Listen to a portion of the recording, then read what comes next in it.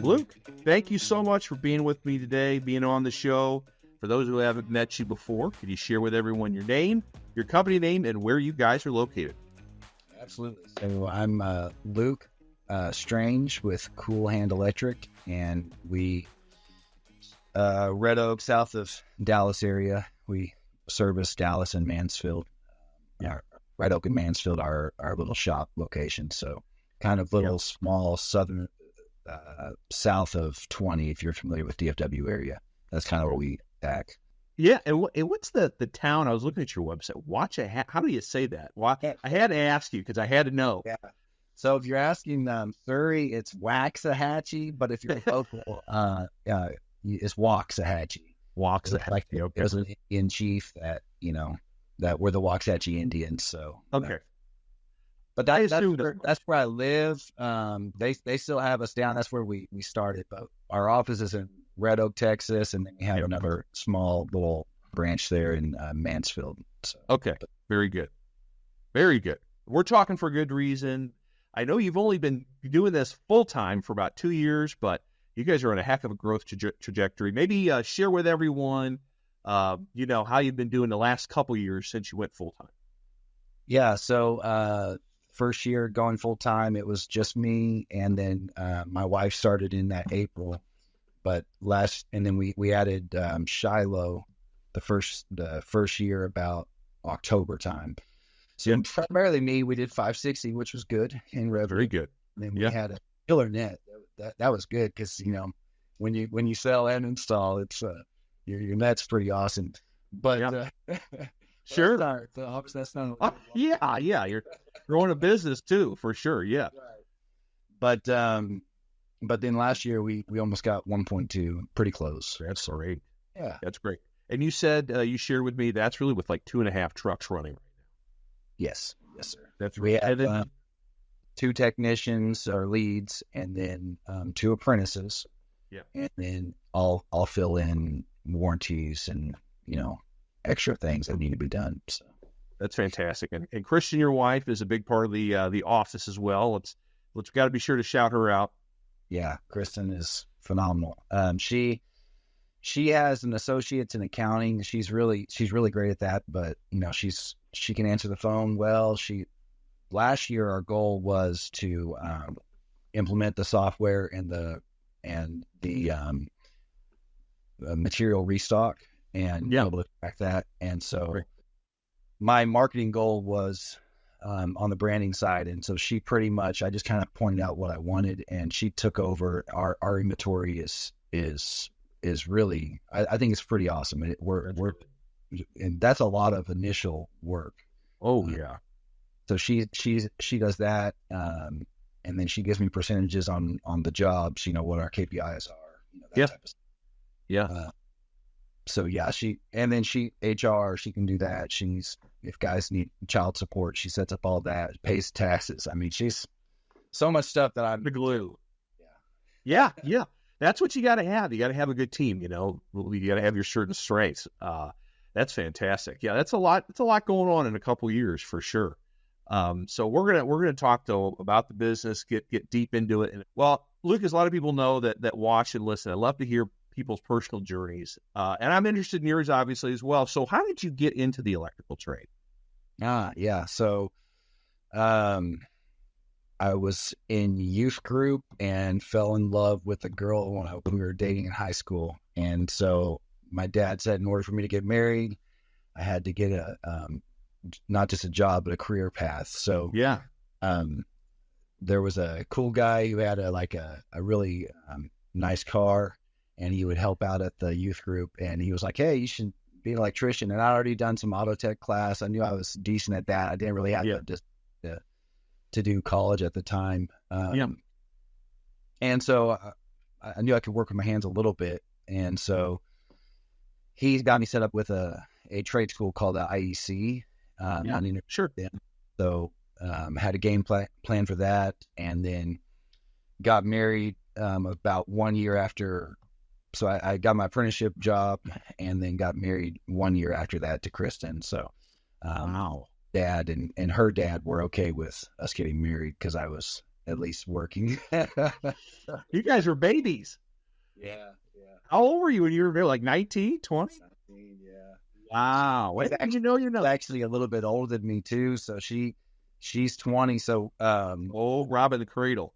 this might be a little weird, but we're kind of weird Christians in some ways. And so like there was a thing in the church where they had, true love waits where you saved it for marriage. Basically. Are you familiar with that?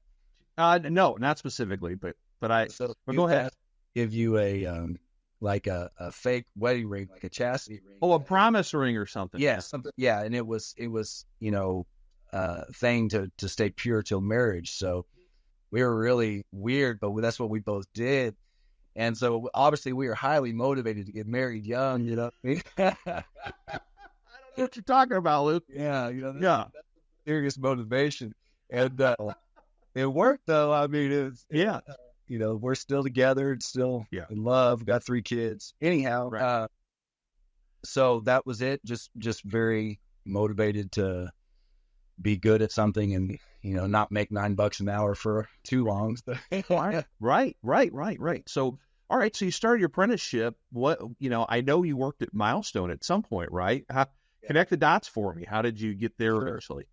So I got a job at a company called Prism Electric, and they were primarily commercial service company. Yeah.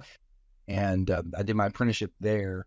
And at that point, I met somebody named Shane, and he actually was part of the group for a little while, Shane Shipley. But he went to Milestone later on, and when I got my journeyman's, I kept up with him, and I said, hey, I think I went from $18 to about maybe $18.50 when I got my license. So I was like, I was thinking this big money was coming. So then, I was looking, and he said, hey man, this place is really cool. And I hadn't heard of it at that time. They were really small. They were just, I think they had just opened their Fort Worth branch maybe a few months back. Yeah.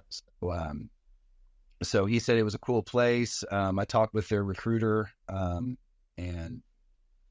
for some reason I got the job, which was great. And then I started in their Fort Worth branch, and they were really growing. And I was there for about 6 years until I got my master's. Yeah. Were you in the field the whole time? You were 6 years there? Okay, very good. Yeah. So they had, when I had left, they had just maybe a year or so before that had just opened their HVAC side. So it was really got to see it blow up. I mean, they were there. There's pros and cons of a fast company growing, but I've learned a ton. And now actually, since it's at the time frame difference, I'd say a lot of the things that I learned from Gus and Mark, just the way their attitude was, how they treated their people, I love. I mean, that lasted a whole lot. But it was kind of at that time, I don't know how it is now. At that time, though, it was sink or swim, man. They made sure to took care of the customer. But it was pretty much, you go out there and, it was hard. So, I ended up doing pretty good out there. So. Yeah. Well, I mean, you got to see what it was like to be in a fast growing company, which I'm sure was a good experience. And you also learned the model, right? You kind of learned the service model. And so that's reassuring when you eventually decide to do your own thing. You're like, okay, I know I can make money, right? Yeah. So what was the impetus to finally go, you know what, I'm gonna try to start doing this on my own? Because I guess you said you were kind of doing it part-time a little bit. So you were just trying to get ready to finally be able to do it full-time, or talk about your process at that point.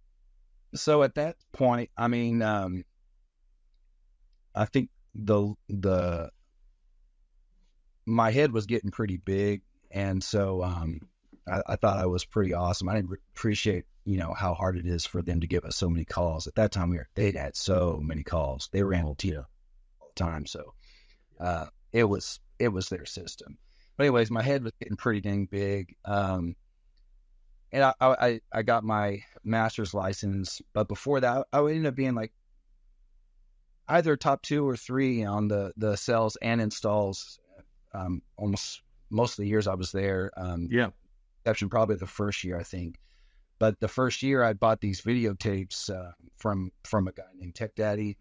Oh yeah, sure. I bought those and watched those and really tried to implement that and started getting confident in my sales ability and really started, trying to get better. And then when the HVAC side opened, I didn't feel like I was able to transition over. I was wanting to, take that step because that's where I felt like the new challenge was. Yeah. Anyhow, I kind of got disgruntled. Like I said, big head, thought I was great. Yeah. And left horrible manner and was really, humbled by later on. I wanted to start my own business, but then I realized, oh, that's hard. It's full-time maintenance. Became a maintenance manager at Milestone. I got into industrial maintenance and then became a manager and then really started leadership and working at the job in the evenings. And it wasn't until years ago, and actually one of the guys that works for me, named Shiloh, he's awesome. And he was a young apprentice, met at church, and we just kind of chatted, and he's just got this massive passion for learning and improving. And that sparked up, man, I could do, we could do this. So, I talked each other into it a little bit. A little, yeah. He's a freak of nature. He's a unicorn. Him and his wife are just wonderful people and just highly motivated and just, he was an apprentice working for another company, but, he was like, man, this, I want to learn this stuff. So he was really excited about it. So that's exciting to see someone else excited. I was probably just like, probably had a bad attitude for a while. So it's a new passion. Well, we all go through journeys in life, right? And there's seasons and there's a maturation process. I mean, you're a young guy, you're in your 30s, right? So, I think we all at some point thought we knew it all and could do it all, right? And it just, this is the journey you needed to take, right? It needed to maybe go, oh, wait a minute, this is, maybe that wasn't so bad, right? Yeah. Right. No, but it got you to where you are today, and that's what's important. So, all right. So 2 years ago, you're like, we're gonna do it. We're gonna go full in. How did you feel confident that you would have enough business? Was it just reaching out to more friends, or how did you kind of start that network of business? So you had calls, you had some money coming in. Yeah. So lots of my friends and acquaintances that were at Milestone at the time, I kept up with them on Facebook and whatnot, and seeing them succeeding, kicking butt, and I'm like, man, that's cool. And so I would chat with them off and on a bit, and actually messaged Sonia, because I was in the evenings still and starting to build up my savings. And I was like, hey, I have this long plan. I think I asked her like just a vendor question or something. She's like, well, I can't actually give too much information because you're not part of the group. I was like, what group? And she told me about CertainPath. And I was like, oh, because we didn't know much about it. So she started to do a podcast actually. So very funny stuff. Your work made me go, oh, you do this. Yeah, right. Yeah. You do great work. Oh, thank you. I guess I think you told me that a while ago. I'd forgotten about that, or I just wanted you to give me some publicity on my own show. No, that's funny though. That's how you got your life. You ask questions, you get people talking. It's inspiring. So that's I've listened. Sonia sent me links to your podcast, and I started listening. And I was like, I can do this. Yeah. Support for this podcast comes from Redesign.co. Feeling overwhelmed by the ever-changing world of digital marketing? Redesign.co is here to simplify it for you. We focus on what matters, getting your business seen online. With our expertise and effective digital marketing solutions like Google paid ads and local SEO, we help your services get the attention they deserve. No jargon, no over-the-top promises, just solid strategies to boost your online presence. Let's team up and give your business the online boost it needs. Reach out to partner with Redesign.co and stand out to potential customers when and where they're looking. Yeah. So you're like, I'm going to make the jump. You're like, you called about a profit day, and you're like, I know I need some structure. No, no, okay. So I still, like I said, I'm pretty good at sales. Yeah. So I tell my wife on it because I had a really comfortable maintenance manager job, and so I was only working the thing in the evening, and good insurance and stuff. So sure. Until she felt comfortable with it, it was a no-go. So then my strategy was, so I gave her options. I said, hey, I got an option for, I gave her options. This is great. You're giving this. It sounds like a service call. Yeah, I could go to Milestone, and I know I can get a job on the HVAC side because by now I'd already worked as a maintenance manager, got HVAC license for a technical. Okay. And so I had got an interview and got an offer, just a basic offer there. So I said, I can do this, or there's a solar for Tesla, or I can go full time with mine. So I gave her 3 options, and I said, yeah, I'm going to make a change. You let me know. Yeah. And she's like, so, yeah, I needed a new channel. I needed to change the place where I was a maintenance manager at.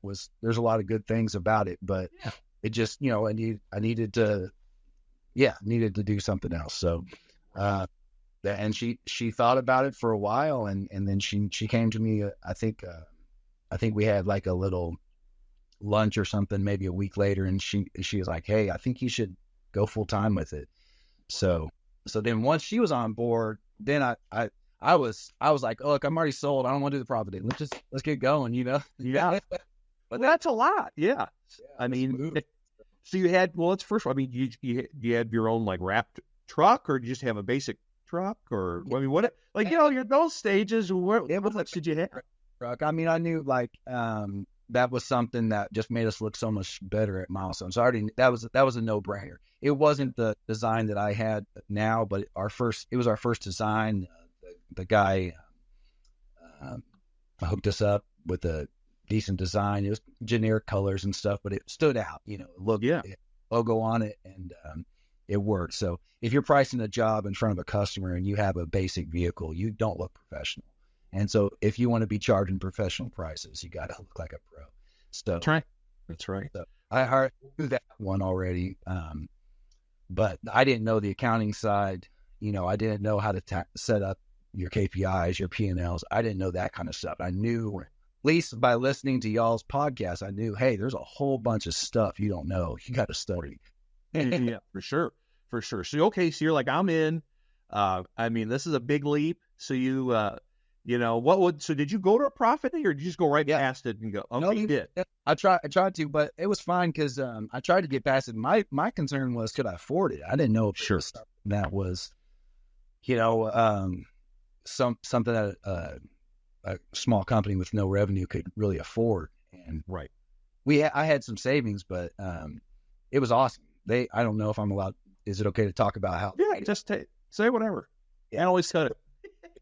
Cut it if it's bad, but like they had done a satisfaction guarantee, and I remember Gus always held to it. So I knew there was a lot of value to that satisfaction guarantee. And then they said, you don't have to pay it until this certain time frame. And for the loan of it, for the membership, you don't have to pay it in this certain time frame. And if you don't make this much, if you don't make this massive amount of extra revenue, we're going to say you're not satisfied. So as long as you're, so it was like, I can't go wrong. And so, and they made it totally affordable, and I was able to, get the training we needed to get that momentum, get Kristen trained on calls, get the proper thing. Right. They're just, luckily I knew the structure for the sales, but there's, marketing, doing the org chart.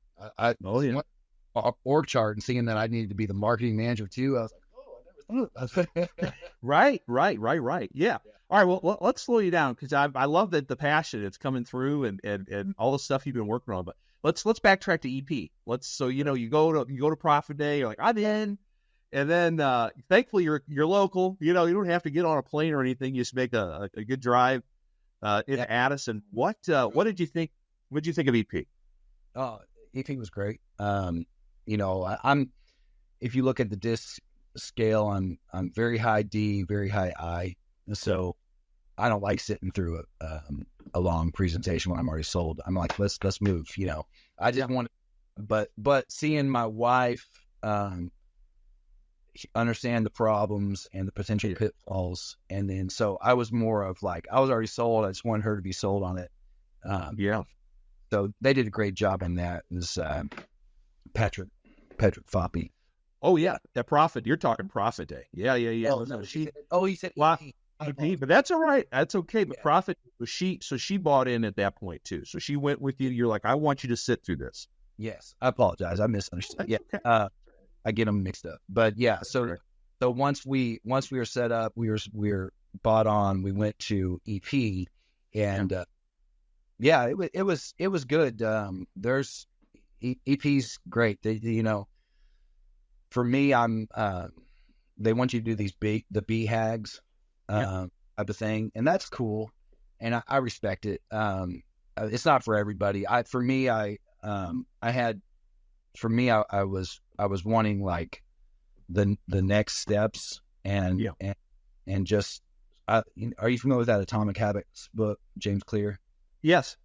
So that's what I just wanted. Okay, here's the next steps. I just wanted a game plan, and so we got that. It was a great class. Kristen had plenty of things that she saw. I think it probably overwhelmed her a bit because there was so many things that on her side that for me, like I already knew the sales process. My main job was to get revenue in that. So I had it easier than her. For her, she had a whole bunch of work that I knew it would not be smart for me to sit down in Excel and try to set up. That would be a complete waste. So for me, I was physically tired, but knew what I needed to do. The sales process wasn't really new to me. There's things that are different that I feel like I've gotten better at, but it was a lot harder for her. So I loved Executive Perspective. She saw tons of value, and we were kind of speaking the same language all of a sudden. That's great. Well, in talking and doing this so many years, you talk to a lot of people that go through EP and go through this process. The number one thing you got to do is what you guys said. You got to learn to make more money right away. Thankfully, you did have that process. So, because without revenue, nothing else can happen. You can't invest in the business. You can't, do all the things you need to do. But you're right that it's so nice that you guys were able to compartmentalize. I know it was a lot for her, and obviously you're working a lot of long hours to ensure you have that income to get everything set up. So again, that tag team makes a big difference, especially if you have a partner that's all in on it. So that's great. On the EP thing, I mean, we always talk about what are 2 or 3, because you can't do everything at once. You might have had a laundry list of 50 things. You're like, we want to do this and this, but you can only tangibly do 2 to 3 things. Do you remember what those first couple things were to get you guys rolling in the right direction? Something along the lines of like a marketing budget was okay.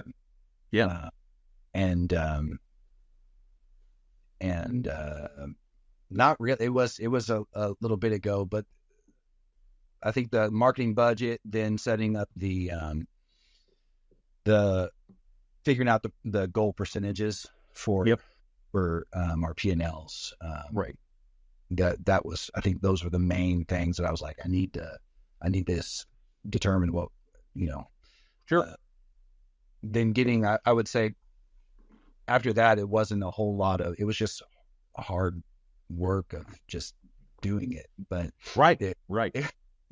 Yeah, for sure. Well, let's see. I mean, a lot of the core stuff, we go through with people is if you're going to, let's do pricing. Did you know how to price yourself in a way that you could be profitable, or did your prices need to, like, okay, we need to set it a little higher than I thought, or, well, how about that? What did you think about pricing?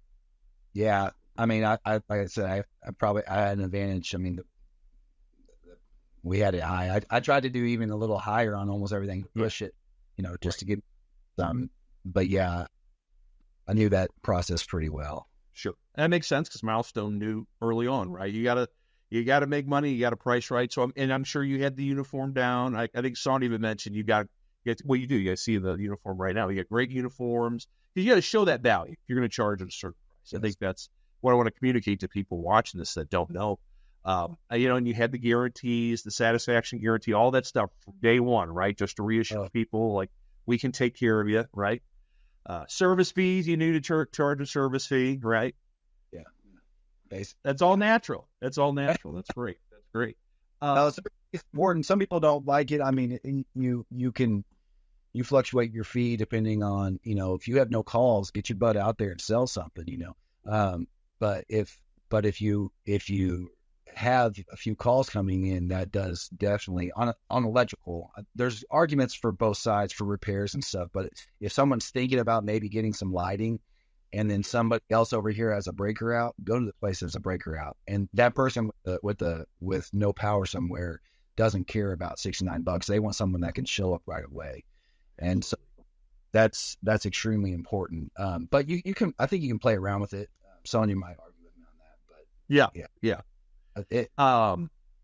No, how about phones? I mean, I think that's just something you recently changed, right? Was Kristen? She was handling the phone. Yeah, I'm sure. Did she handle them initially, making sure they're answered on time, all that stuff? He was doing the accounting, the all that. Yeah, is all the paying, all that stuff. She was doing that on top of answering the phone, and so she'd be in, the mode of doing math, and then and doing charts, and then she had to be all peppy. Thanks for calling Colette Electric. How can I bring right? Oh man, it's a total different skill. Different skill. Yeah. She's a trooper, but luckily we have her off of doing that. She just does the over, like, whatever Megan can't handle whenever, if two all at once. So right. That was definitely something I wanted to get her off of, because it's not her. She's good at it, but it's not her. You want to try to find what people enjoy doing and are energized by, right? Absolutely. The whole working genius idea, right? Patrick Lindsay, that you try to harness what gives people energy. There's things you do that you can do and you're good at, but it's like, could you be doing that? If you have the choice, what can you? So anyways, thankfully we found an awesome lady. She was actually the daughter of someone in my B&I group. So okay. She's doing great. She answers the phone very well and handles a lot of other little things that we need done. So yeah, that's great. Well, you said it earlier, org charts, right? You got that CCR org chart is not always with the accounting org chart as you get bigger, right? There's a reason it gets split. And you're right. If you're passionate about what you do, you want to keep people in that, because if you force them to do something they don't like, it's going to cause burnout, and especially when you're married to that person, it's going to cause even more issues, right? Yeah. I understand. But, when you're starting the business, you need a lot of Swiss Army knives. You need people that can do whatever is needed, and that's awesome. And so luckily I have that. I mean, praise the Lord. We have people that can handle stuff and have awesome attitudes. But as you're able to, swing it, you can get a lot more out of somebody if they're not doing something else. And like I don't carry a Swiss Army knife because I have a tool pouch with real Klein screwdrivers and stuff. There's a reason for it. Right. Absolutely. I want to talk a couple other basic things, just kind of rolling through my list. Club memberships. Do you guys have a club membership in place now? All right. One of the goals that we wanted to add, we added that. I think it was probably March of last year. It's called Cool. Got to join the cool crowd. So. Oh, I like it. Cool crowd. Very nice. Yeah. Very cool. So you just adopted, what are the basic elements of it? Discount, is there reduced service fee? Kind of roll through it. So we do the 2-tier pricing. So, and I'm trying to lock in, the customers. So obviously I want them to think of us when they need something. So that's the big motivation for it. Sure. But it also, if they need if they're really needing a discount to close a job, having the 2 tiers is helpful in that way too. Because you can say, hey, if you have this Cool Crowd membership, then you do get it discounted, and that helps with that pocket of people. But then, we have the maintenance portion of the electrical system. So We do a heat scan of the breaker panel, torque to spec. We check for open splices in the attic, a visual inspection of that. That's great. The basic stuff, Yeah. GFCI. Yeah. Yeah. I always kid, I'd pay someone just to show up and change my smoke detectors every year just because there's nothing worse in the world than a smoke detector going off at 3 a.m. and you can't find it. And I've done that many times. That's worth it alone. So that's smart though. You learn, leads are precious and customers are precious. You got to lock them in with a club membership. And obviously you were familiar with selling them with Milestone before, right? Because for a lot of guys that the sales process of a club is something they struggle to get a handle on. But, you said the discount's a big thing, but what are some of the other things you really push? I mean, is it the maintenance or when you're not in the home all the time now selling, but you were not that long ago. So what are the big things you hammer home into customers just for them to understand the importance and the value of those clubs? Well, I would say that's probably, maybe it's probably a weakness, on our part, because I'll focus in on a very thorough evaluation. So I don't know if it's a weakness, but our sales process is a very thorough evaluation at the beginning, and they see, sure. We're checking things very thoroughly at the beginning, and that's just for the initial dispatch fee. So they see that quality, and then a lot of times when people call you, it's an older house, and there's things that pop up on their inspection. So right. When we have it written in our option sheet, it's a no-brainer to have the club. And then once we, I don't have a good process yet on once we go back out to keep that going. So, sure. So I don't know if I can speak very intelligently on that one, but it's still new. Of it, we don't really we sell the safety check, okay, and then and we make sure that we clean up ridiculously well. I feel like we are the cleanest electricians around. I think we do a good job at that primarily. So they see that we really care about our work. They feel good about us, and so we don't really have to sell the club thing. They know it, they see it, they sign off on it, they're happy. Yeah, it's pretty much sold by our actions. Does that make sense? Absolutely. Yeah, it's being professional, right? Yes. They see the whole stuff. They're like, this is a company that I want to do business with, and I see the value. That's great. You mentioned early on, we realized we needed to set up a marketing budget, right? And then because you got to keep generating calls if you want to grow a business. And while the DFW area is a beautiful area and a great area, there's a lot of big contractors, one of whom you work for, that love to throw money at marketing. So how are you growing your business these days and finding calls? Because I know pay-per-click and it ain't cheap in Dallas. So you said a BNI group. What else are you guys doing? BNI's killer. That's great. That's been awesome for us. Very thankful for that. Yard signs. I did. For us, I know the white uniform looks very professional, but for me, it's not dorky hand electric. It's Kool-Aid electric. So I didn't want to look like a dork. You know what I mean? So it's a stupid joke. I apologize. No, it was funny. I liked it. There's a lot of guys that wear that. So for me to try to stand out, I feel like if I can get good guys, I want them to have comfortable uniforms. So I want to look sharp, but not look like the other competitors that else service. Yeah. So that was something on the marketing side that was a big initiative. Can you see the back? Yeah. Oh yeah. That's sharp. So it's pretty slick, and they're comfortable, so yeah. I worked on having good colors. They researched the colors in the area to make sure that we don't really match other companies offering the same service. So that was very important to me. And then the Facebook groups and those type of, you're in the town. If you could help somebody, kind of the whole giver's gain mentality from BNI, if you could help somebody, recommend somebody or whatever on these groups, you end up over time getting recommended for electrical service. So trying to see how you can help people and, the whole what goes around comes around type of deal. 100%. Yeah. I mean, I always tell people all the time, you're the smaller size. You either got money or time to spend in marketing. That's right. And even though you probably don't have the time, you got to find the time to find leads early on.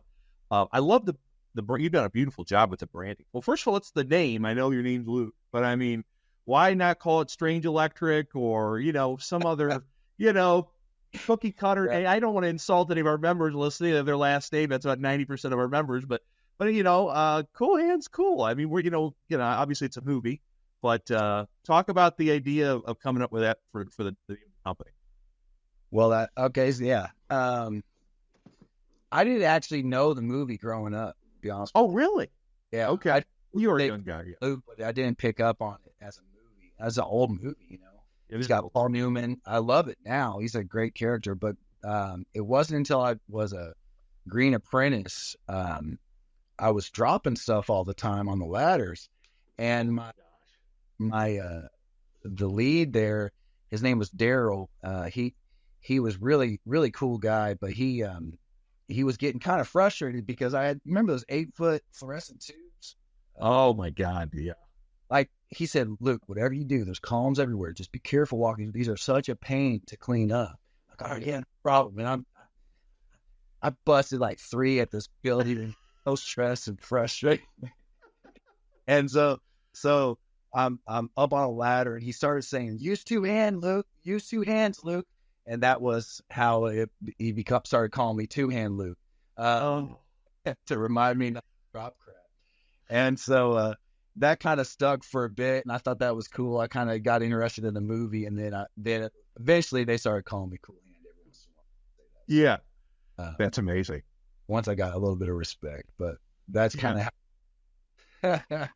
So there was no doubt it was going to be Cool Hand Electric. Then you're like, I know for sure that's what it's going to be. Well, I shouldn't say it, but yeah, I think it's a good. Unless you have a really interesting name, it's a good idea to have a name as opposed to a person. Right. Totally agree. I think it's easier to latch on to that. So it's memorable. I mean, I don't think I'm that old. I'm 40, almost 43, but I knew the movie. But and if not, you've always heard Cool Hand. Something you hear the Cool Hand Luke, you hear it around, and it's memorable. And it's much easier to remember than someone's last name that you can't pronounce or something like that. So right. I think that's awesome. When did you decide to go, you know what, I'm going to invest in a nice, I don't know what kind of truck you have. It's a Sprinter or whatever, but it's a nice, beautiful truck. And then the investment in the wrap, right? That's a lot of money. When did you decide to go all in on that? Man, I decided on that before I went full time. I just didn't have the money for it. So that's a no-brainer, man. If you want to grow your company, you gotta have good tools, and you gotta have a good brand that it's a freaking billboard you're driving around. And Gus would teach us all the time, driving a billboard. It's that was more about don't flip off people and drive not. But yeah, that's very important. So I wanted to, I like I said, I had a wrapped vehicle that was just the guy at the wrapping place. He kind of created something, and we went with it. But I knew Shane actually had told me about Dan and Kick Charge, and so I just was saving up and getting on the list for them. So that's what we implemented. Yeah. It was a big process, but I'm happy with the work. It was great. So yeah, they do nice work. I see them in a lot of the different Facebook groups, and I don't think I've seen a bad rap yet, for sure. So what if you had to put a finger on it, where are the most of your new customer leads coming from? Is it the van? Is it from the networking you've done? Yeah, new customer leads would probably be local service ads, like the Google locations. Yeah. That's very important. And my marketing company, Relentless Digital, there's a guy named Josh Crouch. He has a really good company there, and he helped me learn what to do with that. And they really do a great job on, if you have a Google location, they're constantly monitoring, and I'm learning the right questions to ask. So I think that's been very, very helpful for the SEO, the Google local service ads.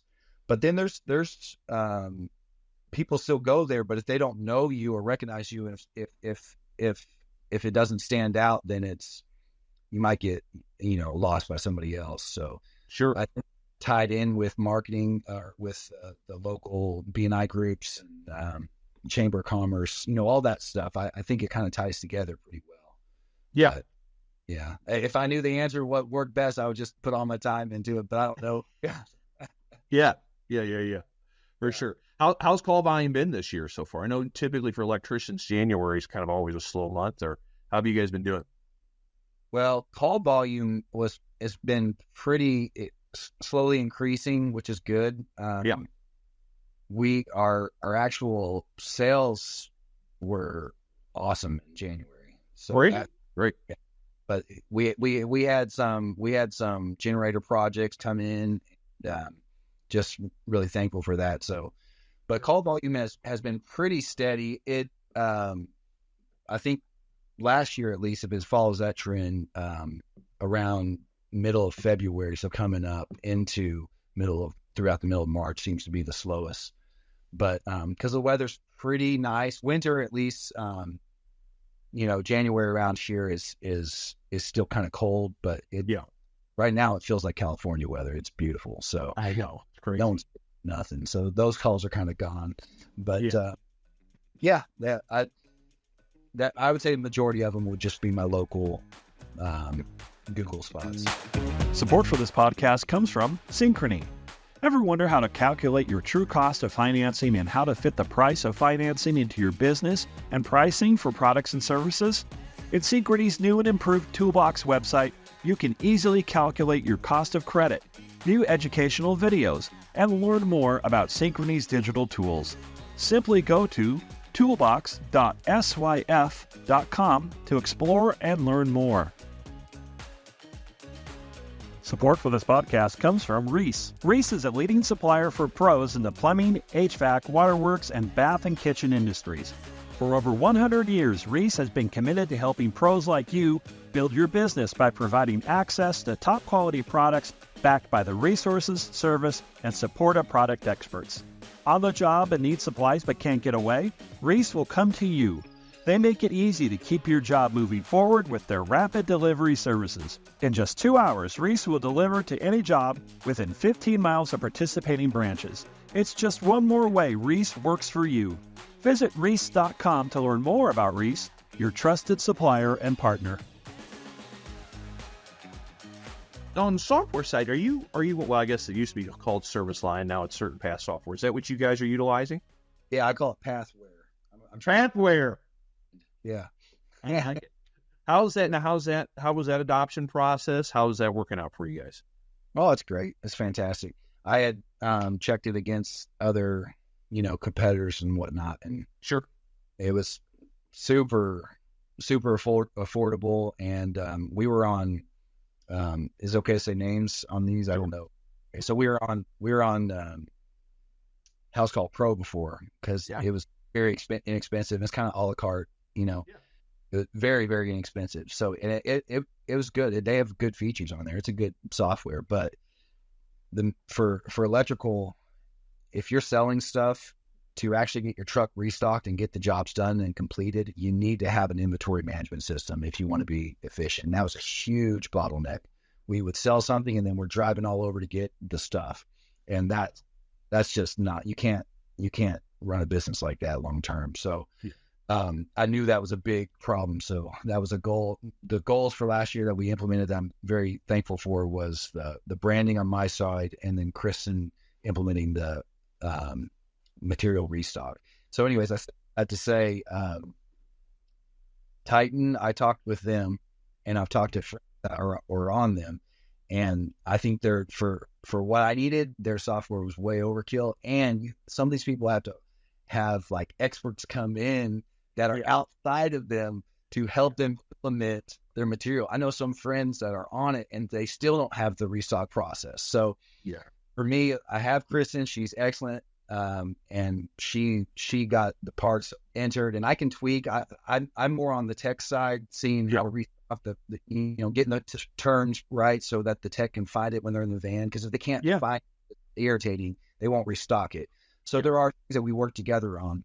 Yeah. But majority of it was her. She got it set up, and I think within maybe a month or two, we were rolling really strong with it. I mean, it was, yeah, I'm super happy with that. We've got a little material cage in our office. I'm not nice. There. It's gated off. Heck yeah.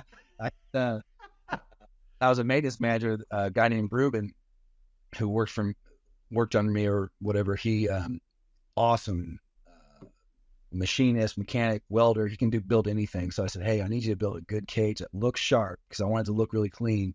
But I can't be able to break in there, because I know if there's a call and I need a part, instead of going to supply house, I'm going to find a way to break in there.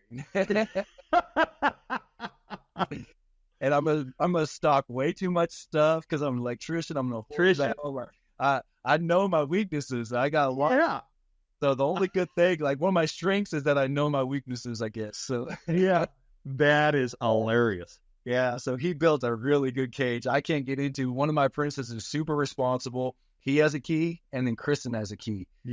So everything gets logged and checked and restocked. And then the stuff that's really cheap that I can buy in bulk that the supply house charges, set as much, like zip ties and foam and silicone and tape. That's just is whoever wants it can load up.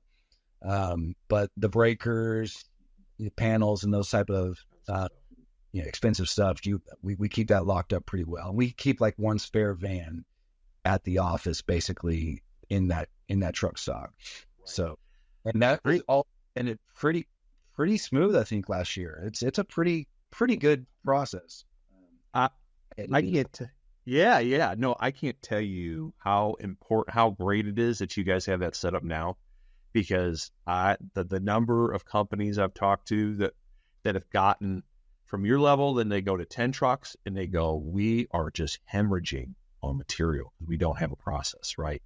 And the fact that you got that now down, it's going to make it much easier to grow and not lose tons on the gross margin, right? Because that's where it just kills you. Like, why is our material so high? Well, it's because everyone's got 30 breakers in their van, right?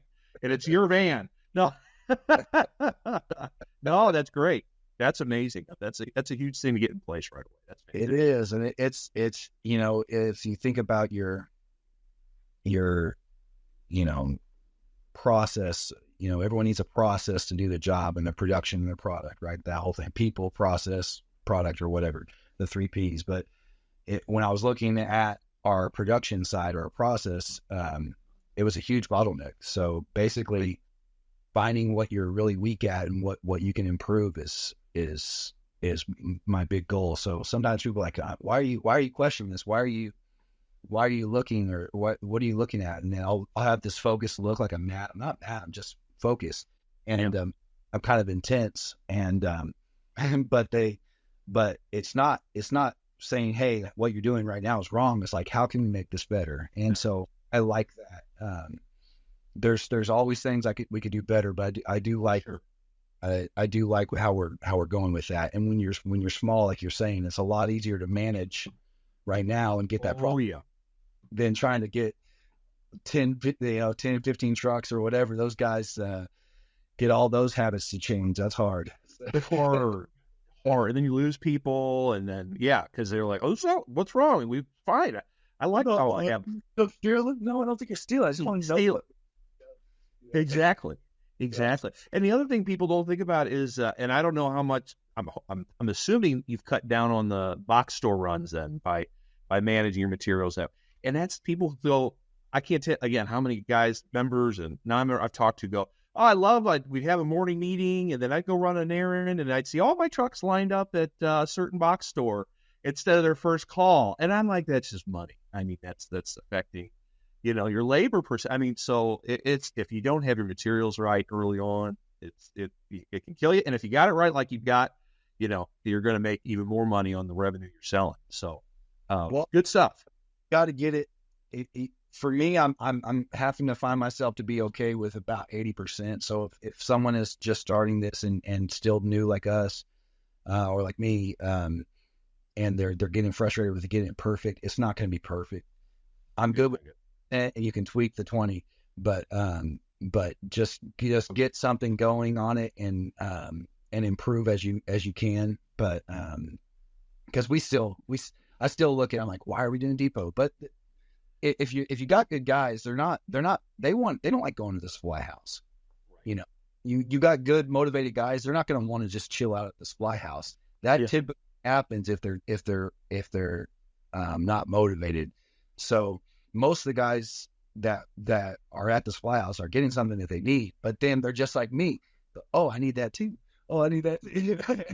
Yeah. It's Christmas. Yeah. You know, then they'll see somebody, they'll chat. Oh, you know what? Right. So that's what I want to eliminate.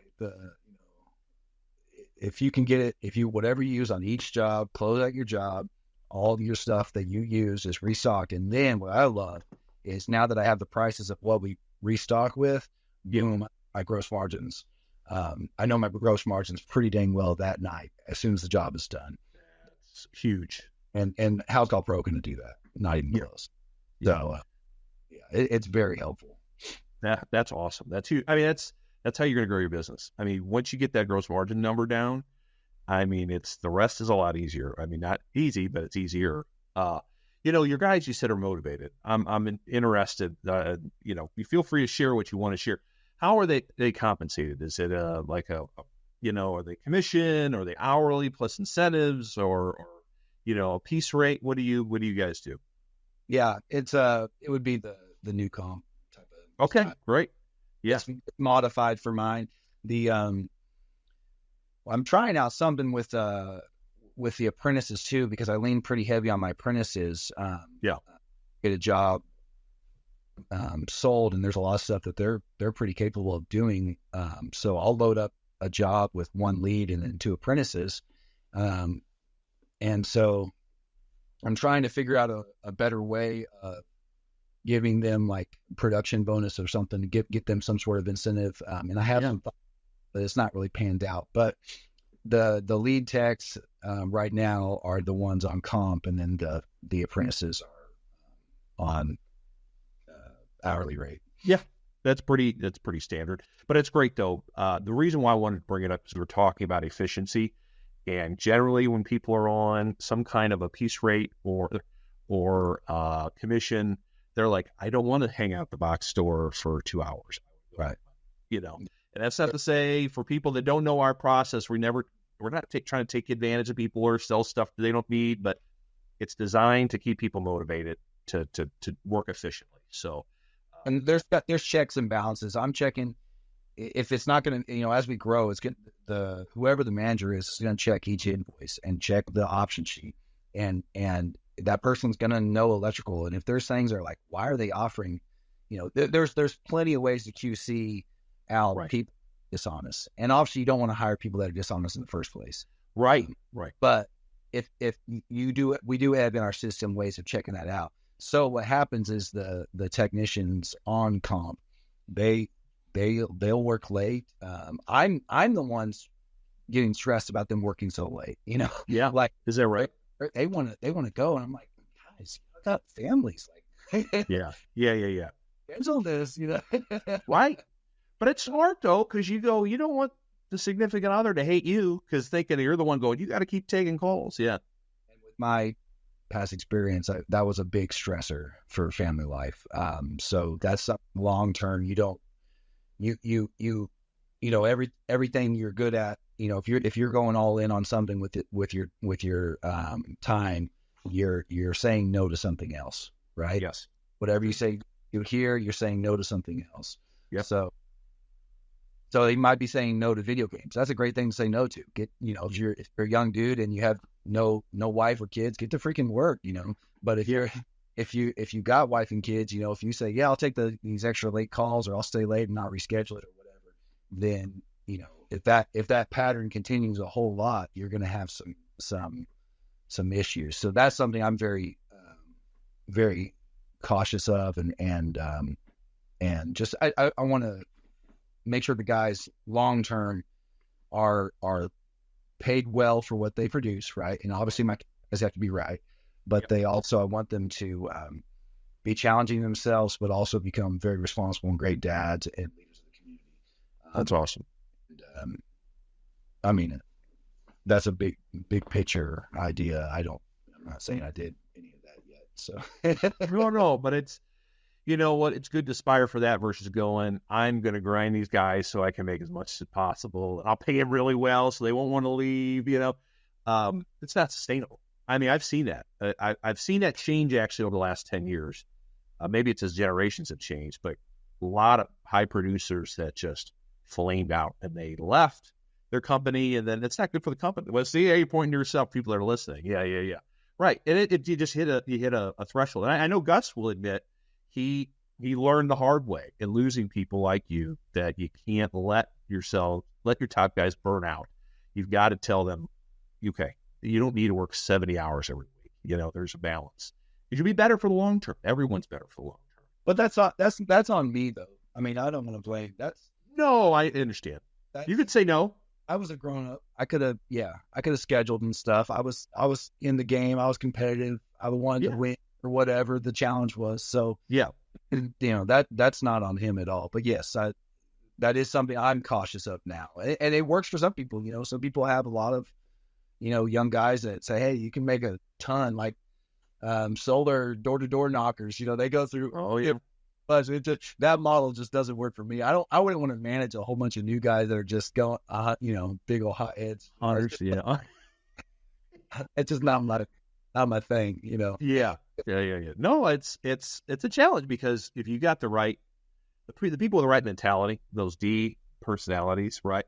They're tempted. They'll go until you know it. You know better than I do. That's you're one of them. So no, but it's good to put guardrails. And Gus would not have any problem. I'd say it in front of him because he's told me before. I had plenty of meetings with him talking about stuff, and he's like, that's just one of those things you learn as a leader and a manager as you grow. It's like in our business, it's too hard to find good electricians, technicians, whatever.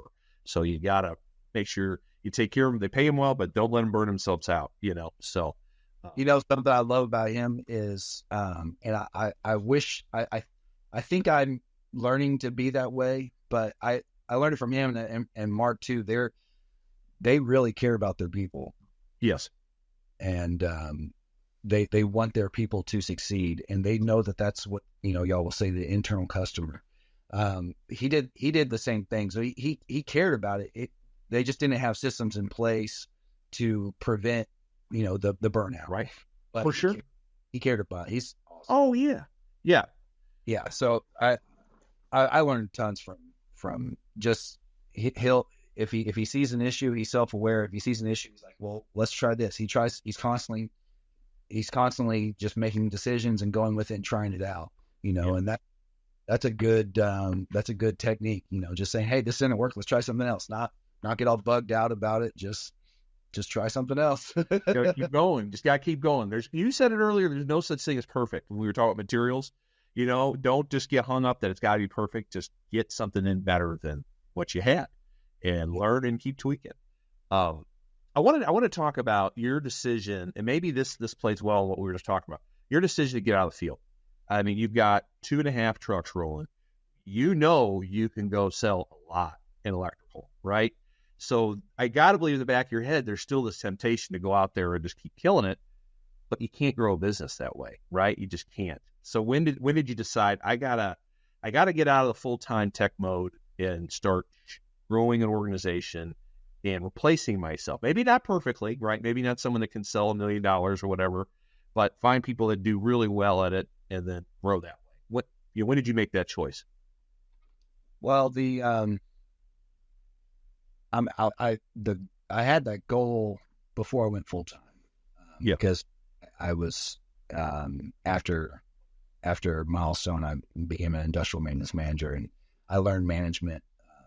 So I knew and then, like I said, listening to your stuff, that's a common theme. So, you know, you got to be able to the whole on the business instead of in the business idea, right? Yeah. And there's a lot of value to that. And I think most technicians know that. It's just actually being able to do it and still pay the bills. That's hard. So,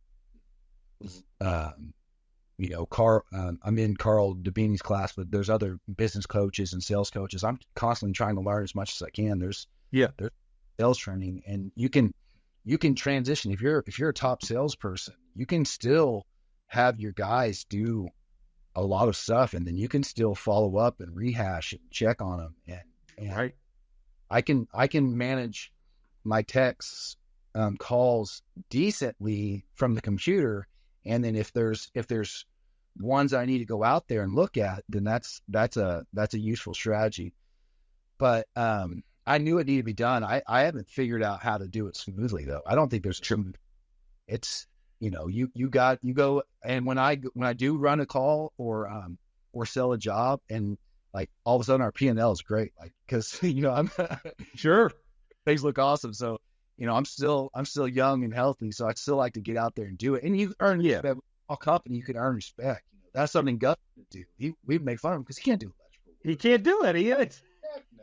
No. So I don't even know if he can sell it. He could sell us on going to sell it, but Yeah, that's true. that's one of my advantages. So I'll go out there and work with the guys on the production side, and I think that being the standard. So I think that's okay. But it's the decision, I guess, was saying, hey, there's just prioritize, making your list of priorities to take, and if you write that out and you have coaches and you have people that you trust saying, hey, this is probably the best use of your time. Most of the time it's not doing something as service calls, right? You want to try to replace whatever you're working on. If you can get somebody else to do it, Yes. and you can make it smooth enough of a process to have it done, again, 80%. If you can get it about 80% to your standards, you can tweak the 20. You're always going to work on that 20%. It's never going to be perfect. Yep. You get 80%, tweak the 20, and then get someone else to do that. And that's how I'm going to be able to grow. And so that's my thought process on it. That's the theory behind it. I haven't proven it, but other companies. No, yeah, I think you're doing the right thing. You're not in the truck. You're not in the truck full time. You're working on the business. You're learning marketing. You're talking about that. You're looking at tickets, right? That's it. At some point in your journey, and it's probably sooner than later, you're going to look to replace yourself as like a service manager. So you find someone else to look at those tickets, and you can worry about another bundle of activities that you can only dedicate 5 to 10% of your time on. So that's the natural progression of growing a service business. So, but it's great that you had the realization, I can't be, even though I can sell a whole bunch of stuff, I can't. If I wanted this to be a business and just not a one-man show, I got to get out. But so let's try. I just kind of y'all train that. That's I like what I like about the system that we have, and I was just Sonia said we'll jump on. We'll be able to when I was going full time, when I started listening and learning about the CertainPath system, y'all train that. So but wherever you're at, if somebody's thinking about, like, if someone's not in the CertainPath and they're thinking about joining, that coach is going to point out things to improve right there, the next step. And then, so it's a natural thing. If you just work on whatever your counselors or coaches or, the people, your tag group, what have you, if you work on what they're saying you need to work on, just constantly working, trying to improve, you'll be pointing in the right direction. That was the natural thing. It was like, hey, there's a lot of work that's a lot more important than me running service calls. Even though the revenue is important, we got to do something else here. So yeah. No, that's good stuff. No, it's great. It's great. I hope I'm okay on time. I know we got a little longer than I thought, but we've got one more thing. Oh, great. I love it. No, this has been a lot of fun. I got to talk about training because you've got to replace yourself. And so the people you're putting in the seats, in the vans, they got to know the process and they have to do it well.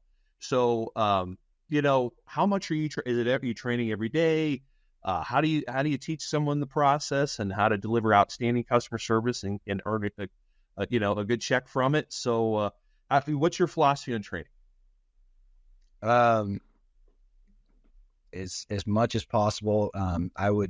My philosophy is about 15 to 20 minutes a day is the goal each morning. Daily is better. If you can do longer, that's great. I try to implement some big leadership type of like thought process things for all the guys on Mondays.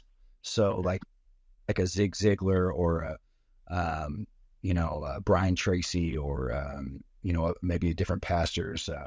Craig Rochelle has great leadership. Something big picture for them to take on after leaving the company.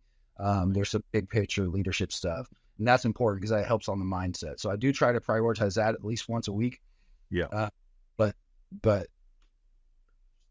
physical, doing the electrical work, that's just job by job. I have a training board for the apprentices and stuff to learn 3 ways and stuff that can kind of kick their butt in front of a customer. If the customer's staring at you, trying to learn how to do a 3-way, that's stressful.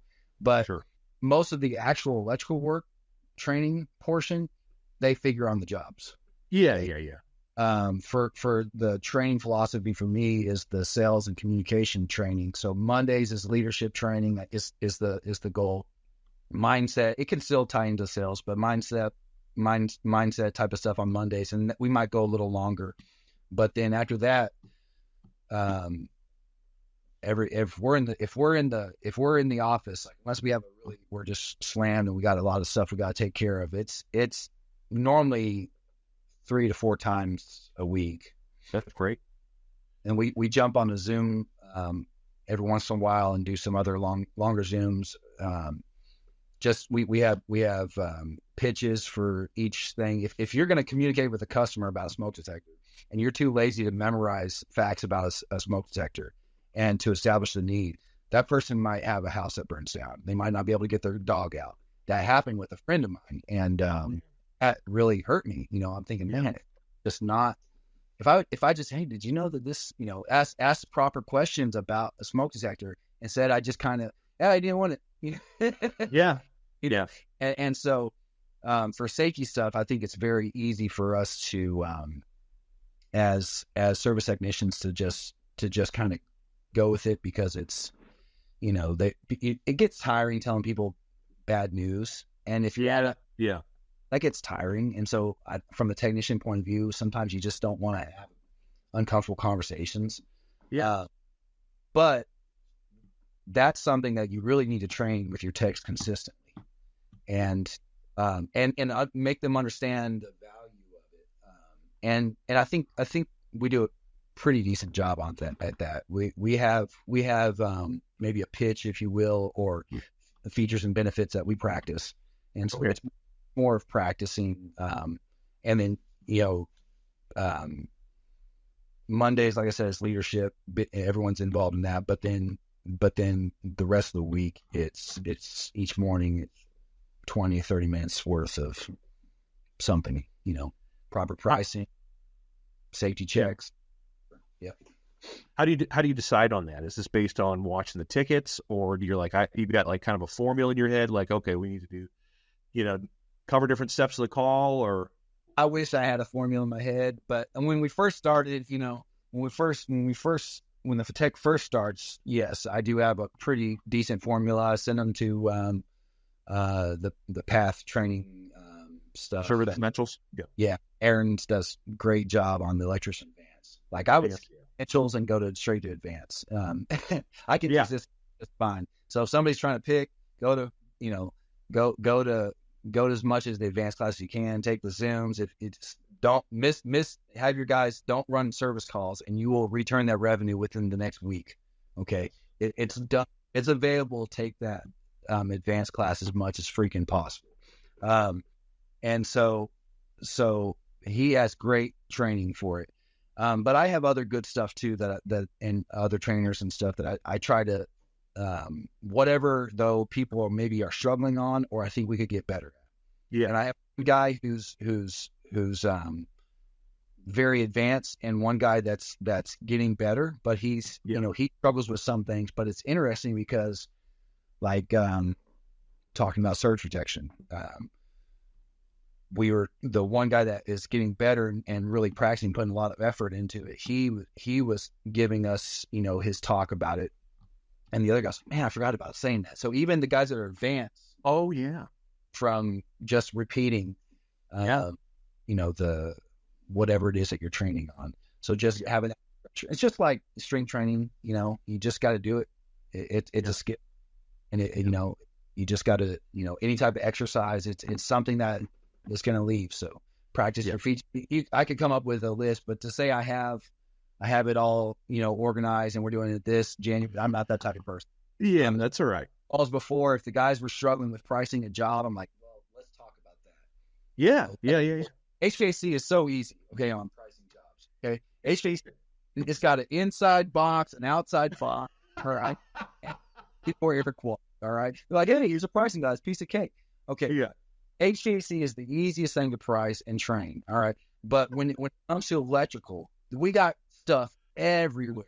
We've got a lot of stuff, plugs, circuits. We've got smoke detectors. We've got rewiring and then sizes of wiring, amperage. It's hard to teach somebody, how to price on that. Yes. And so that's challenging. And you can either say, well, it's too hard, I'm going to do it all, or you can practice it. So we practice. No, it's great that you do that. I mean, the very best companies, I know ones that are in the hundreds of millions of dollars. I don't know if Milestone trains every day, but I know a lot.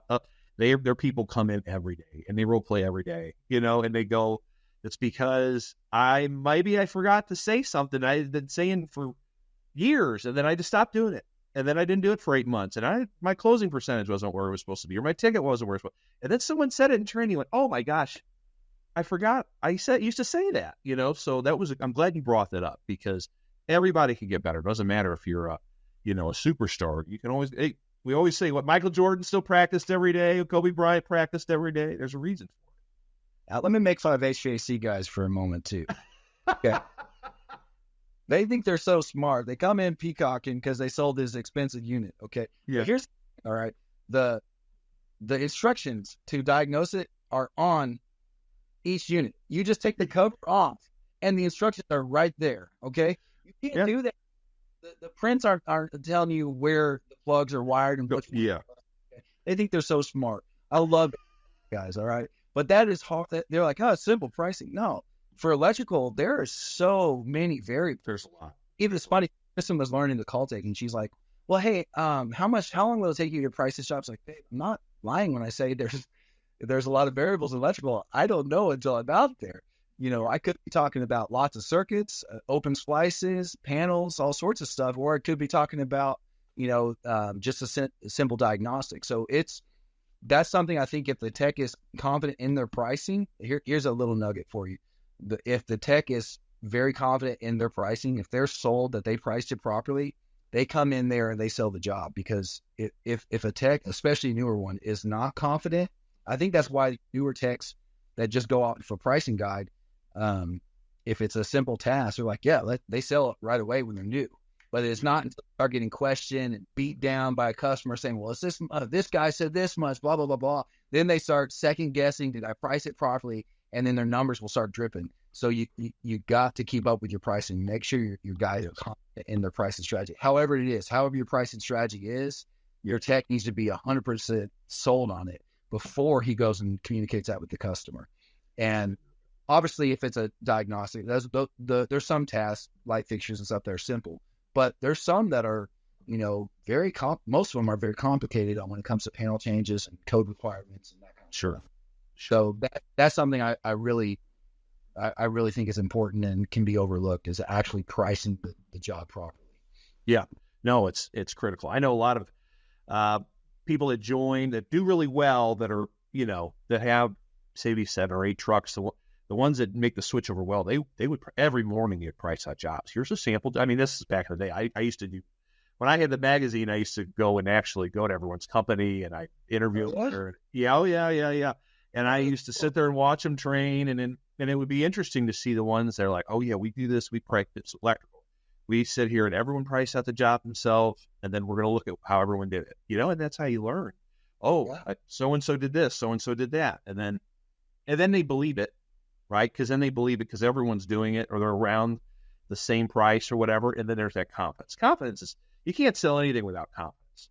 If someone sees you sweating, they're going to think, oh, wait a minute, you're trying to pull a fast one or something. It's a great nugget you brought up. Glad you did that. Wanted to talk about a few other things, like more CertainPath oriented. I know you're in a tag group, right? Was that a new thing, or did you do one last year too? Did one last year, and it's tremendous. I mean, if there's person thinking about joining it and hasn't done that before, that it's great. And I got lots of time with Sonia, who's so sharp and good at facilitating, and then, but I also made some really good friends, and that's how I learned about the BNI program. Okay. Was somebody else was in a BNI. I'm like, what does that mean? Interesting. Yeah. It worked out really well, and that we got a lot of good calls off of BNI. Also, if you were talking about calls before, if there's other trades in the area, if you can help them go in there in the morning, give them donuts, get relationships built with them, that's a if you're a small company trying to, that was one of my strategies was cool. Just honing in on the friends I have and see if I can help in any way. So other plumbers or HVAC guys may have a question. If you answer the phone, like, hey, this customer has this, and then that's a good in on getting some electrical service calls. But anyways, Absolutely. I joined that. I learned about that through Tag. Tag's good. It's you get what you put into. Like anything. Yeah. So I made some really good friends, but I probably could have been better at holding, doing inputting my numbers timely and helping out in that way. I probably got more than I gave. So, but I mean, you're still in it. Yeah, absolutely. I'm still in it. Yeah, there you go. Make up for it this year. But no, I think it's nice talking to members that are similar size, right? And you hear what they're doing well, what they're struggling with, and they can offer pieces of advice. And you have a coach there who can kind of guardrail it, like, well, I don't know if that's a good idea. So, and Sonia's been doing it for so long. She's great, So, she's great. And then got Chris, got a real close friend, Chris now. So he's going to be a future Eagle. When he calls me or texts me, it says Chris, future Eagle coffin. And so the goal is for us to hit that together. So, oh, that's cool. I like it. I like it a lot. You're also a new EAB member, right? Executive Advisory Board. Man, so the EAB, for those who don't know, there's about, 4 or 5 members that volunteer their time just to kind of be a member representative to our organization. So we will meet with them before expos, after expos, go, what did you like, what you didn't like? They'll talk to new members. You know what? I completely forgot to bring up. After you went to EP, or not long after, you flew to Washington or something to help a member out. Didn't you do that? Sonia was like, she told me about it right away. I was like, what a guy. When did that happen? Oh yeah, that was fun. I made a really good friend at EP. There we were calling and just get to know each other.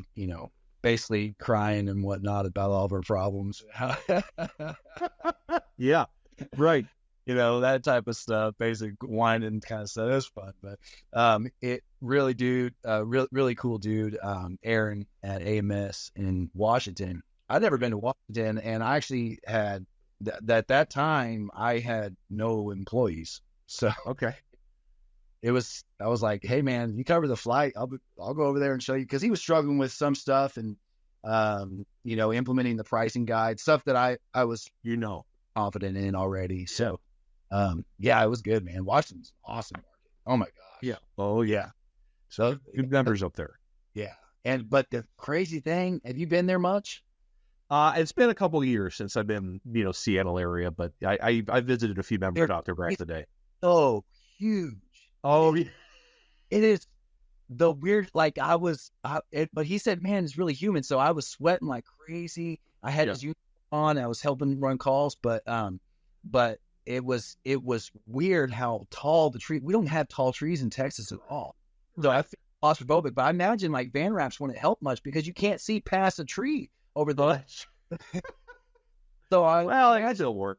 Different struggles, but yeah. But it was going great. Man, we had a great time, and we the tech that I ran with is still there with them, and he's kicking. That's right. That was cool. It kind of blew their mind, like, wow, this, because I just showed the book and wrote down the options, and I think they wanted like a can light, and it ended up being a big project because we just did a safety evaluation, and they were like, yeah, let's do this, let's do that. So That was fun. Yeah, that's cool. Good for you. All right, so to pivot back to the EAB thing, so why'd you decide to come aboard and help us out in that regard? I was asked, and it was definitely an honor. That someone appreciate my opinion on things. I'm an opinionated person, so that's good though. Well, it's what we want. You got to want to have feedback to get better, right? That's great. Yeah, and I mean, if I can learn, I think I don't know. So I think I probably learned it from one of these events or whatever. But the whole mentality of if you're gonna grow your company, you need to grow your leadership. So the people in EAB are really sharp, and there's lots I can learn from them. So if they're gonna let me tag along, heck yeah, that's a no-brainer. If I can make it work, yeah. I asked Kristen, and she said, yeah. So cool. Yeah, it'll be good. It'd be good networking opportunities too, for sure. Just kind of wrapping up. What's CertainPath meant for you in this process? I mean, this has been an intense 2 years, right? So, how's it assisted in this growth journey? Oh, it's been great. Like it gives the confidence for me to. I didn't have the confidence to do it full time. You know what I'm saying? So.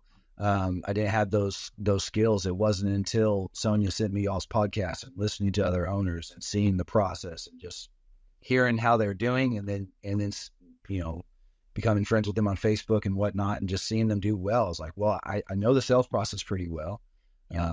So that's a good big chunk of it to get some revenue in.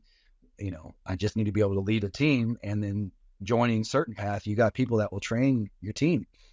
So if get what you put in. If you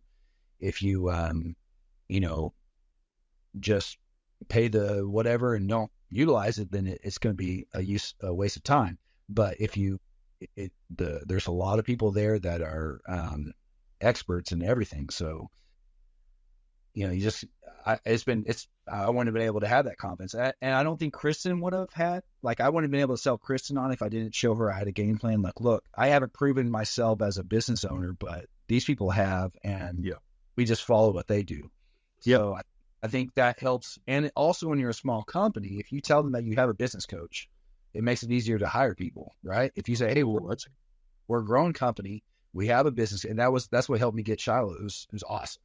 I mean, he'll deserve so much credit. Him and his wife are phenomenal. They great attitudes, always wanted to learn. But that was something when I was having conversations with him was, hey, I joined this group. I have a business coach. Every thing that you have questions on, there's somebody in CertainPath that has a contact of somebody who does it really well. Yeah. So how can I articulate that better? Like if you have a question on, hey, I want to market, or I want to learn about Google, there's somebody you can ask your coach, and they can put you in the right person to talk to about it.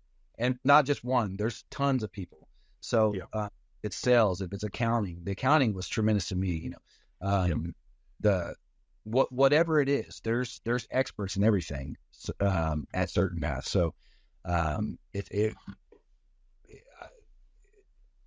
we wouldn't have been able to grow it all or have, Kristen on board. She needed that security. I wouldn't be able to hire awesome staff if they didn't know that I was backed up by a great team. So it's great. So would you say, we get a lot of people that watch and listen that are members and are people that are on, I don't know, should I go to these? What would you say to those people that are on they're not sure if they should move forward and go to a profit day or, it's money, right? And then there's some people that aren't deep personalities that are just go, right? Sometimes it takes some convincing or, just some additional thought, that for sure, being in a sales position for. What would you kind of mention to those folks? Well, I mean, I understand that. I get it. What I think people need to determine or decide is, do you want to do this job? Okay. Do you want it, or do you want to work for somebody else? Okay. If you're struggling and you're stressed, or maybe you're becoming an alcoholic, or you're having a bad relationship with your spouse or kids or whatever, you got to determine, do I want to do this? Okay. Yeah. And so if you're listening to this and you're saying, hey, I'm bad in my spiritual life, or I'm bad in my home life, make those decisions. If this is something you want to do, because it might be a good choice for you to sell it to a big company. If you got something to sell it to a big company and then just go work for somebody. Okay. Yeah. But if you're going to do it, that's something you got to internally decide if you're going to do it. Because that's between you and your spouse or whoever's important to you and the Lord. You decide what you want to do. If you decide, then freaking do it right, and do it with the people that know what to do, that have, you want to drive somewhere without putting in the address anymore. Yeah. So if you're wanting to be profitable, you got to put in the address in your GPS by learning how to do it. What is the direction you need to go? So if you're going to do it, it's a no-brainer. If you're not, I'm kind of tired. I'm kind of, I don't know. No one's going to help me. I don't have the team. Okay, fine. Don't do it. You're going to waste your money. But if you don't want to be stressed on it and you want a good path and you want a good guide, it's the same mentality of putting in an address before you go on a trip.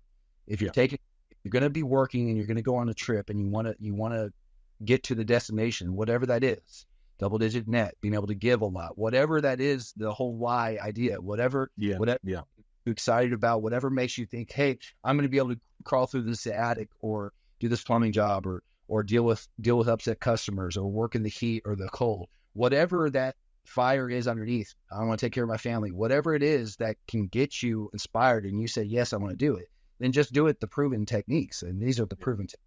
So it's a no-brainer if you decide that you want to do it. If not, go work for somebody. That's totally respectable. Yeah. I'll hire you probably. Yeah. That's great. There's too many owners out there. Yeah. Right. More good technicians. That's right. That's exciting. That's funny. That's great. All right. Last question for you is, what makes you excited for about the next 5 or 10 years? Where do you see the company going? It's awesome. I mean, we're going to add air conditioning. You got the licensing, right? I mean, you already got that. The branding, cool hands. Absolutely. We might have to edit this podcast, by the way, after how you disparaged HVAC contractors. So you gonna hire anybody? Yeah. Well, I mean, I had to learn it. It's a good. It's very needed in Texas. So. That gets me excited. There's pressure in the economy, and pressure makes sense. The whole idea of, I think because we are new, I'm extremely passionate about it. I have the energy I'm kind of durable. And I remember joining Milestone right after 2008 crash, and all these companies were freaking out, and Gus and Mark are over here positive and paying guys really well. And we were growing. So this system works excellent. People might not be building a bunch of new houses. Okay. And you might get undercut on big, long projects and whatnot, but people are always going to want their house fixed right away. And so if you can go out there and repair it, doesn't matter what the economy is, people are going to fix their house when it's not working. And that's what I'm super excited about. I think it's going to be great for us. I don't like the economy I don't like people being stressed. Yeah. I want everyone feeling awesome and growing, but that gets me excited, to be honest with you. Is I think, because once I'm able to, endure the growth stage there, I think we'll be able to, really have a good team and good systems in place and good momentum to find new challenges. Yeah. That's exciting, but you're right. But it was post-recession was a launching pad for both Milestone and Baker Brothers, $200+ million businesses, because everyone freaked out and they just worked hard and ran a system and did well with it. So this is a great industry. There's a reason why private equity has been gobbling up people left and right. They go after, COVID, they go, holy cow, look at this home service industry. They're just killing it still. Nothing slows it down. You're right. It's people's homes. It's the most important thing to them. Everyone wants to invest in their home, or at least there's enough good customers out there that want to, that you can service them. So our motto is strive for excellence, okay, and enjoy the toil. And it's based off of the principle of Ecclesiastes 3:12 of if you can enjoy what you're doing, that's a gift from God. And so in Ecclesiastes, the guy's rich, he's got all this wealth, he's got all this stuff. For the first 3 chapters, he's talking about everything's meaningless. Like, he gets all this stuff, but it's all meaningless because he doesn't enjoy what he's doing. And then he realized that being able to enjoy what you're doing is a real gift from the Lord. And so something that I'm passionate about, there's a pregnancy center. They help with women and dads that unplanned pregnancies. They come in and they give them the first look at their baby. And then normally the moms will keep the baby, and then they go to financial classes. They go to all these different things to help them become great parents. And if they go like a finance class, then they money at the store to get formula and diet. Wow. And so it's an awesome program. I love it. So that's, if we get we do 10% of our profits to First Look. And so I'm highly motivated, and it gets me super excited and jacked up to be profitable, and that can get me. And so that's something that gets me really excited. And no team are way on board with that. So yeah. That's great. That's a great way to close it out. So Luke, I can't thank you for all your time. This was way more than I expected, but you had a lot of great information, a lot of great energy. Thank you so much. I can't wait to see what your future looks like. We'll have to have you on again when you're at 10 trucks in like a year or so. That sounds great. I want to interview you we got to hear your story, man. Oh, no one wants to know about me. Huh?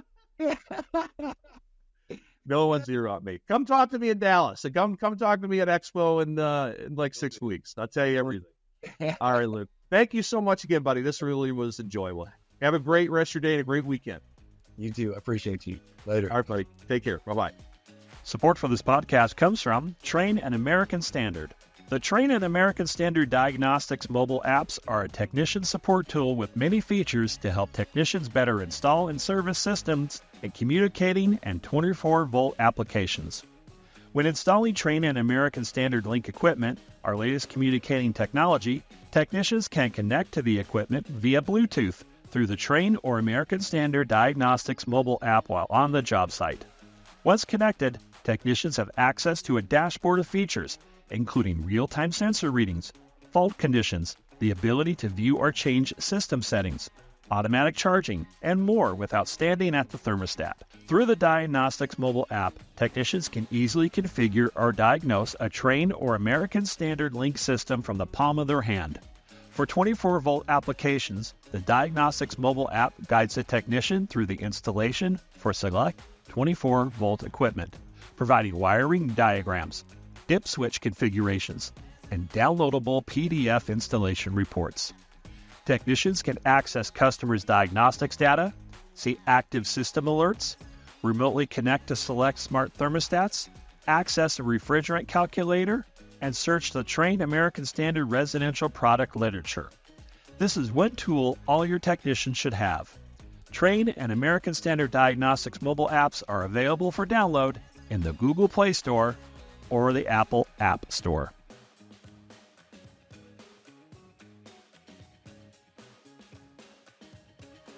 The Successful Contractor Podcast is part of the CertainPath family. CertainPath builds successful home service businesses and has for 23 years. We do it by providing contractors with a proven path to success, professional coaching, software solutions, and a member community of over 1,000 contractors just like you. Doubling your sales with a 20% net profit and an inspiring company culture is all possible. Let us show you the way. With CertainPath, success is made certain. Visit www.mycertainpath.com for more information.